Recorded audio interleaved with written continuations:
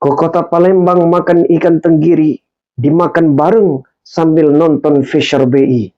Ekonomi rahmatan lil alamin mulai dari sini. Dengan zakat kita semua bisa berbagi. Assalamualaikum warahmatullahi wabarakatuh. Alhamdulillahi wa kafa. Wassalatu wassalamu ala sayyidil mustafa wa ala alihi wa sahbihi ahli sidqi wal wafa. Amma ba'. Dewan juri yang mulia, sahabat Fisher BI yang selalu setia. Kemajuan teknologi dan digitalisasi 5.0 merupakan era baru yang berfokus pada kolaborasi antara manusia dan mesin. Segalanya terlihat mudah, lebih-lebih dalam dunia usaha. Baik itu usaha toko pinggir jalan maupun usaha bisnis online. Semuanya terlihat mudah. Ada yang menjadi reseller, dropshipper, konten afiliator, hingga owner bisnis digital. Disinilah tempat berputarnya uang. Jangankan sambil kita terbangun, sambil tidur pun uang itu bekerja untuk kita. Lantas, yang menjadi pertanyaan kita sekarang adalah, kira-kira sudah berkahkah usaha kita? Al-Quran surah At-Taubah ayat 103 Allah katakan, A'udzu billahi minasyaitonir rajim. Qul min amwalihim sadaqatan tutahhiruhum wa tuzakkihim biha wa salli 'alaihim inna salataka sakanun lahum wallahu sami'un alim. Ambillah zakat dari harta mereka guna mensucikan dan membersihkan mereka.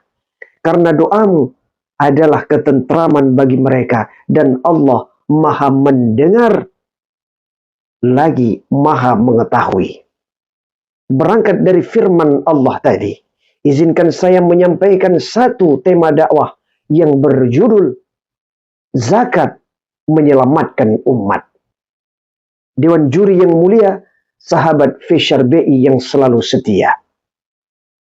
Dalam kitab Fathul Qarib, karangan Ibnu Qasim Al-Ghazi, pada bab kitab zakah dijelaskan bahwa zakat menurut bahasa bermakna suci, terpuji, berkah, dan tumbuh. Sedangkan menurut istilah, zakat itu didefinisikan sebagai suatu harta tertentu dengan cara-cara yang tertentu, kemudian diberikan kepada kelompok-kelompok yang tertentu pula bila sudah sampai nisabnya. Sahabat Fisher BI yang dimuliakan Allah Subhanahu wa Ta'ala. Zaman sekarang, banyak orang yang sibuk untuk mendapatkan keuntungan. Terkadang mereka lupa bahwa dalam setiap keuntungan itu ada hak orang lain yang Allah titipkan. Melalui apa? Melalui zakat perniagaan. Zakat tidak akan membuat harta kita berkurang. Zakat tidak akan membuat harta kita menjadi lebih sedikit.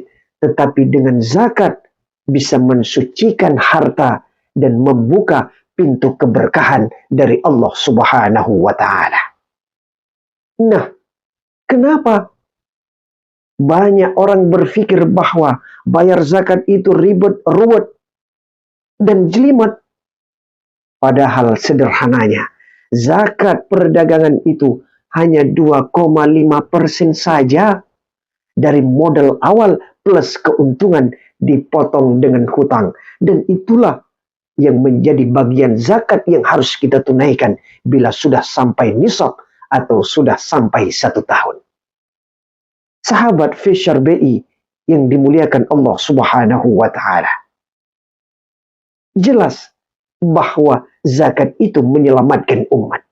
Berapa banyak orang yang hidup dari kalangan bawah yang kemudian menjadi hidup lebih baik gara-gara kita pernah memberikan zakat kepada mereka. Berapa banyak anak-anak kita hari ini yang sudah menikmati pendidikan gratis gara-gara zakat yang pernah kita salurkan. Dan berapa banyak kaum fakir miskin hari ini yang sudah tumbuh berkembang dengan usahanya gara-gara zakat yang pernah kita salurkan. Jadi sangat jelas, di samping zakat itu bermanfaat, tetapi juga bisa menyelamatkan umat. Jangan pernah tunggu kaya raya baru berzakat, tetapi berzakatlah. Allah akan membuatmu, akan menjadimu kaya raya. Sahabat Fisher BI yang dimuliakan oleh Allah Subhanahu wa Ta'ala. Oleh karenanya, kenapa kita masih mengeluh soal bayar zakat di era modern ini? Padahal sudah kita tahu bersama, dengan kehadiran Bank Indonesia semakin memudahkan rakyat Indonesia untuk membayar zakat, baik itu melalui transfer maupun kris. Maka saat ini bayar zakat itu semakin mudah dengan mendatangi tempat-tempat atau kantor-kantor zakat yang sudah terpercaya. Di sana sudah disediakan tempat pembayaran zakat, baik secara transfer maupun pembayaran secara kris. Sungguh ini memudahkan kita. Dewan Hakim yang mulia, sahabat Fisher BI yang selalu setia.